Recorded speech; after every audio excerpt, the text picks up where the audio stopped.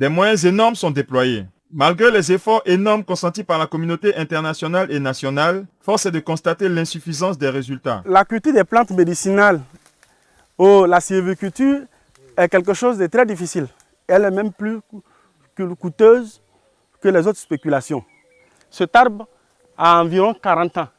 Et pour ceux qui savent apprécier les arbres, je peux vous dire que c'est un jeune arbre. C'est pourquoi les pouvoirs publics et les décideurs doivent faire tout pour changer le système actuel de la reforestation qui ne prend pas en compte toutes les diversités biologiques des plantes de grande utilité.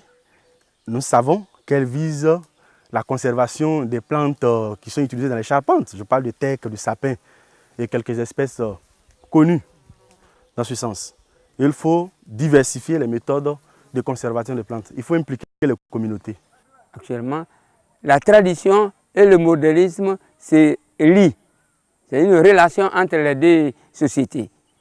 Nous prenons ce qui est meilleur autrefois et nous ajoutons sur ce qui est bon aujourd'hui. Parce qu'ici, nous n'avons pas de bibliothèque. Les bibliothèques, ce sont nos vieux qui sont au village, ce sont ceux-là qui sont les détenteurs du pouvoir du village. Ce sont ceux qui ont la connaissance. C'est ce que Ampateba disait que l'Afrique est le seul pays au monde où il y a des savants illettrés. Le JIDMA, groupe des initiateurs pour le développement de la médecine africaine, organisation non étatique dont le premier responsable est Aboussé Ambroise, ethnopharmacologue, ethnomédecin, consultant, a initié un projet avec l'appui du PNUD Microfem en bateau dans la région du Nzikomoé. Ce projet participe indiscutablement à la conservation de la biodiversité à l'échelle des communautés. Le voici, l'arbre extraordinaire, prisé et aimé de tous, le Kayan Serengalanziz.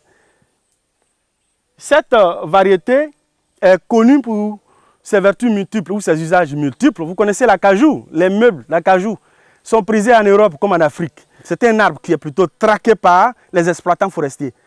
Ils l'adorent et c'est rare de trouver encore dans une région les acajous. Les acajous sont vraiment menacés d'extinction. Si rien n'est fait, elles vont disparaître.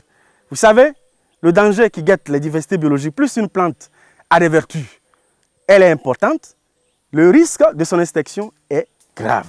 L'implication des communautés locales, le savoir traditionnel et la conservation de la biodiversité, la création d'activités parallèles ou alternatives génératrices de revenus au bénéfice des communautés locales sont les voies recommandées pour la gestion participative. Moi-même qui suis là aujourd'hui, il y a certains arbres que je n'arrive pas à les déterminer, à les identifier.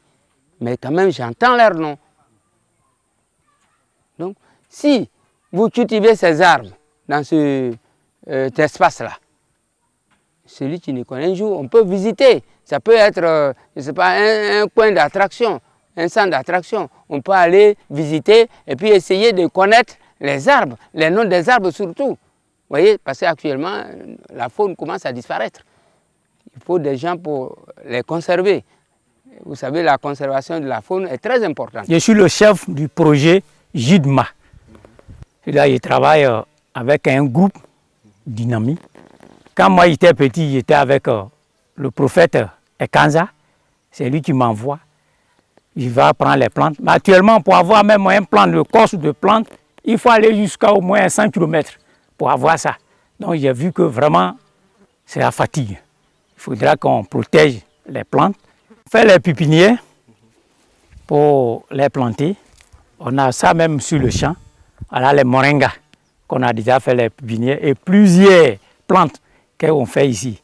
Bon, maintenant on protège l'environnement pour ne pas que les gens ils vont détruire nos plantes, nos bois qu'on prend pour faire nos médicaments. Cet arbre que nous présentons ici, c'est ce que nous appelons en Agni le boma. Voilà, c'est un arbre qui sauve beaucoup, c'est un arbre que les gens ont beaucoup besoin. Nous avons même l'habitude de chanter avec le nom de cet arbre pour dire que l'arbre qui sauve planté au bord de la route qui meurt très souvent. J'invite toute la population en général et en particulier la jeunesse parce que auparavant nous n'avons pas su que la médecine traditionnelle pouvait beaucoup sauver comme la médecine moderne. Mais aujourd'hui nous avons les preuves et nous croyons sincèrement. Mais le problème crucial n'est pas seulement de croire ici à l'exploitation, mais de mettre en valeur, c'est-à-dire revaloriser la culture des plantes médicinales. Mon message surtout est d'inviter toute la population, surtout jeune, à savoir et à reconnaître que dans les anciens temps, nos parents se soignaient avec les arbres traditionnels. Donc aujourd'hui, nous avons essayé dans un premier temps d'aller vers l'Occident, mais de là nous avons su que retourner la solution, parce qu'il faut revenir donc exploiter les arbres.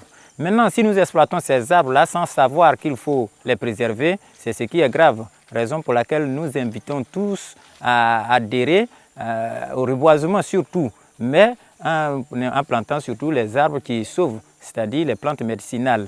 Voilà donc le but même de notre message.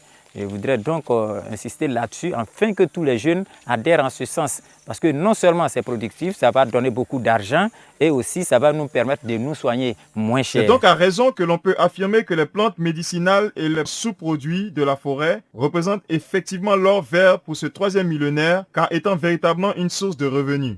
La déclaration de Chiang Mai en Thaïlande le 26 mars 1988, lors de la rédaction des principes directeurs pour la conservation des plantes médicinales, dit « Sauver des vies en sauvant des plantes ». Qui sauvera Bakaboma?